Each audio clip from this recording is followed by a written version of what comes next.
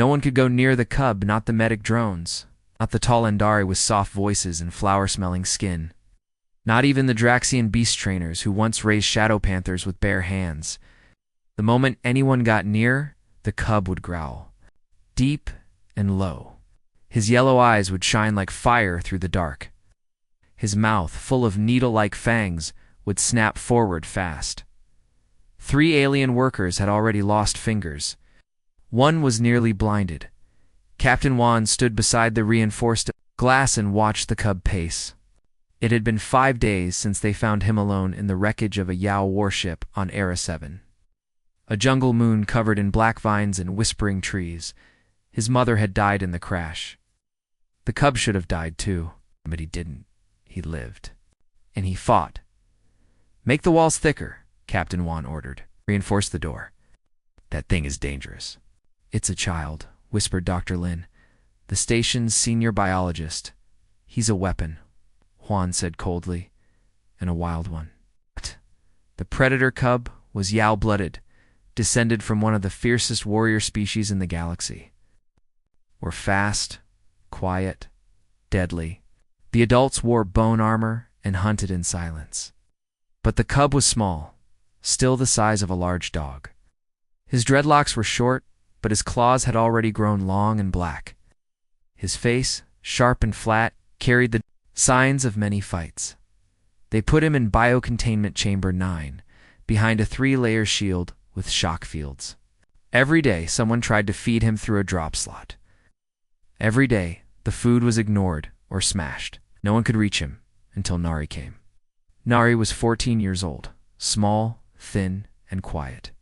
Her skin was tanned from the twin suns of Iera. She worked as a cleaner on the lower decks. Her father, Mr. Joe, was the janitor who scrubbed the hydropipes. Nari's job was simple: recycle nutrient filters, clean corridors, wipe algae off the vents.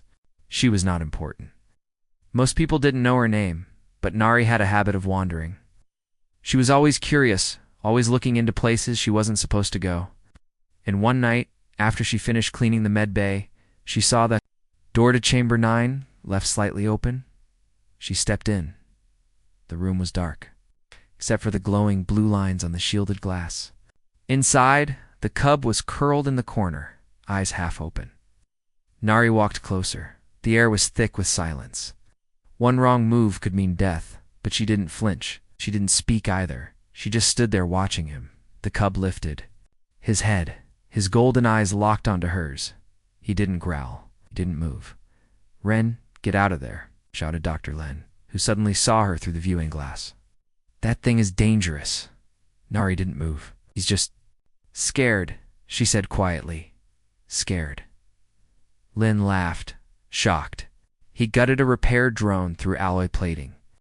"He didn't start the fight," Nari said softly. "He just finished it." She was dragged away by station guards. Her father scolded her. The captain sent a warning. But the next night, Nari came back. This time, she brought a nutrient cube soaked. In broth, she placed it gently near the base of the wall, where the shield ended. Then she sat, cross-legged, quiet, just outside the field. She didn't speak. She didn't move. On the 3rd night, the cub took the cube, and everything changed. The news spread fast. People whispered across the ship. A human girl fed the predator. Some said it was a trick. Others thought she had strange powers. Some believed she was part Yao. Captain Juan didn't care about gossip. But he did see one thing: opportunity. If she can get close, he told the Science Council, then maybe she can train it. Imagine a predator raised under our hand, loyal, strong, ours. Dr. Lin frowned. That's a child, not a pet. But the council agreed. The project began. Nari didn't care about their meetings. She just kept visiting, every night. She brought the cub bones to chew. Little toys made from scrap, shiny rock that glowed like starlight. She watched how he moved, how he blinked when nervous, how he growled low when unsure. She started calling him Scrap, because that's what everyone thinks you are, she said with a soft smile. Just leftover. But Scrap was smart. Very smart. He began copying her, sitting the way she sat.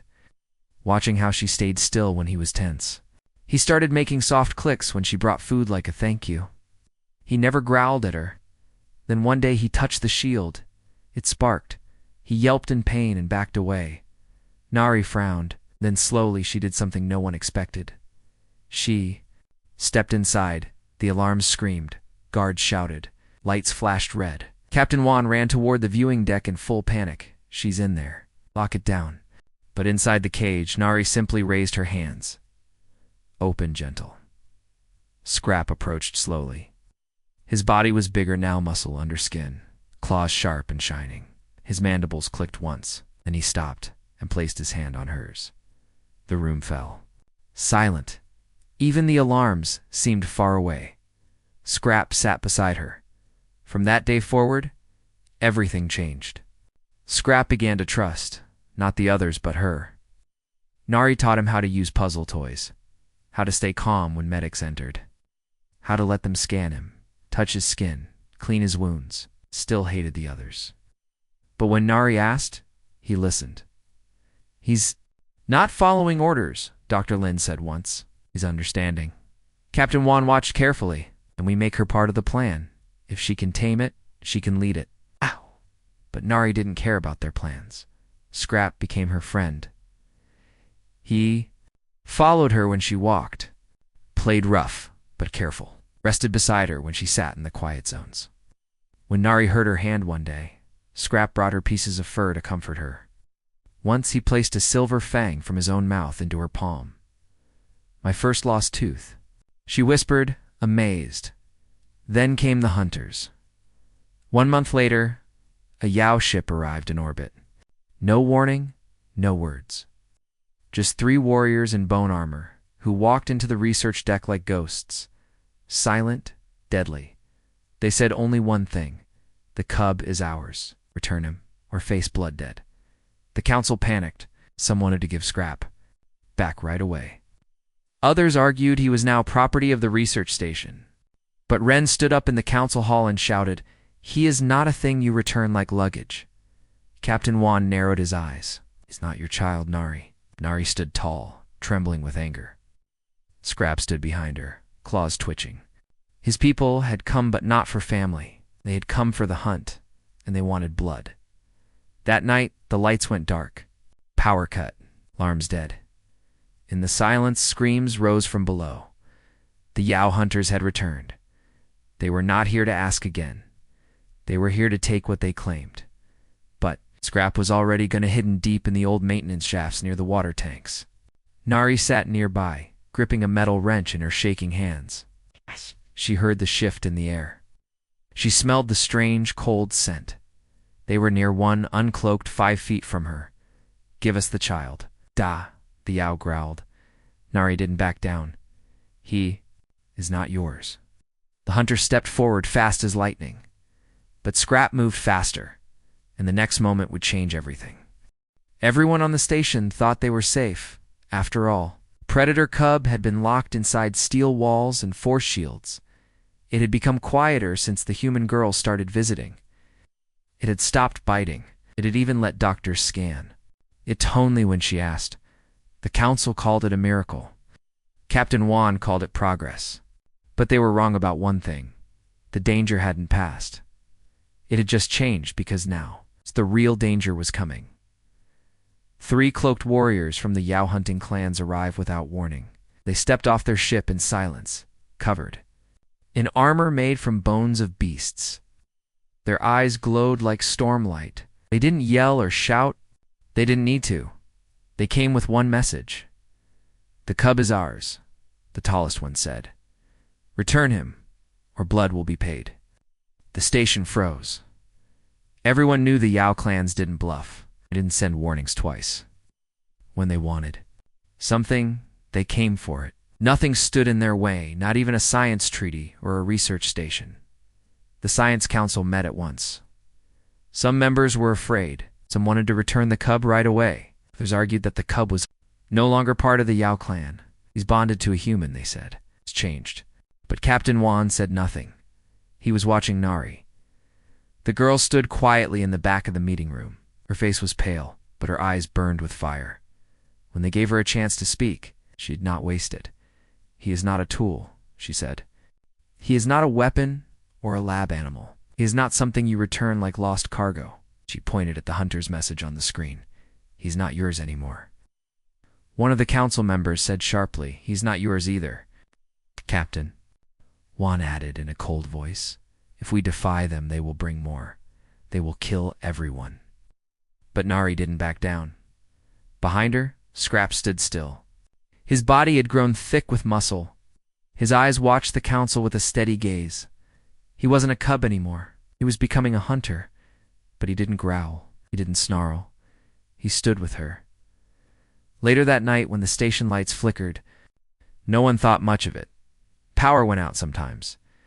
The storm belts around a row 7 could mess with circuits. But then came the screams. From the lower decks, and then the alarms. Stopped, and then the doors opened. The Yao hunters were already inside. They moved through the shadows like ghosts. They didn't kill everyone, just those who stood in the way. And they didn't speak. They'd already given their message. Now, they were here to take what they came for, but Scrap was gone. Nari had hidden him in the old maintenance tunnels near the water tanks. Cold, wet, and narrow, no place for a child. But it was safe. For now, Scrap paced, confused. Why hide? His body seemed to say, why not fight? And he caught the scent, the smell of his kind, too close. And suddenly, everything made sense. Nari stood outside the shaft with a wrench in her hand. It was too heavy, too old, but it was all she had. She heard a sound, a hum in the air, a shimmer. Then one of the hunters appeared, just 5 steps away. He was tall, covered in pale armor. His eyes burned. "Give us the child," he said. "Nay, our." Shook her head. "No, he's not yours." The hunter stepped forward. "He is Yao. He belongs to the clans." She didn't move. "He belongs to himself." The hunter raised his blade and lunged, but Scrap moved first. He shot out of the tunnel. Like fire. A blur of black fur, teeth, and rage. He slammed into the hunter, knocking him backwards into a wall. Metal cracked. Lights exploded. The hunter roared, but so did Scrap. Claws slashed. Fangs bit down. The air was full of snarls and smoke. It was wild. It was brutal. It was a fight between old blood and new bond. Nari didn't run. She screamed and then did the one thing no one ever thought a human could do. She attacked a Yao. She swung the wrench with both hands. It hit the hunter's side. Pain shot through her arms. She screamed again, but she didn't stop. She swung once more. Blood green and hot splashed her face. The hunter pushed her back, stunned. Then Scrap roared louder than ever. He leapt, mouth wide, and clamped his teeth around the hunter's arm. The two rolled on the floor. The hunter snarled, but Scrap didn't let go. He bit harder, and then the hunter stopped fighting. He looked at Scrap, looked at the girl, and slowly, with blood running from his shoulder, stepped back. He didn't leave because of fear. He left because of something older. Respect. By the next morning, the Yao ship was gone. They had left behind only one thing, a message, translated by the station's AI. It said, "The cub has chosen. We will not challenge the blood bond." Captain Juan read the message out loud, confused. "They respect that. They live by it," Nari said. Scrap stood beside her. His arm rested across her shoulder. He was taller now, his body stronger, his eyes sharper. But his touch was gentle. He didn't look like a cub anymore. He looked like a protector, a hunter. Weeks passed. The Science Council gave Nari a new title, Cultural Ambassador. She was the first human to ever bond with a Yao. She and Scrap were invited to travel across moons. They visited peace stations, helped alien scientists study predator mines, shared stories with beings from across the stars. Scrap learned fast. He, trained in silence, moved with precision. He fought only when needed. He never left her side. He grew larger than most young predators. Some said he would be a legend, leader, a warrior who crossed species. But Nari didn't care about that. Every night, before the lights dimmed, she would sit beside him, place her hand on his head and whisper, "Not a thing, not a weapon, just scrap, my scrap." And he would hum softly, a low, deep sound from his chest.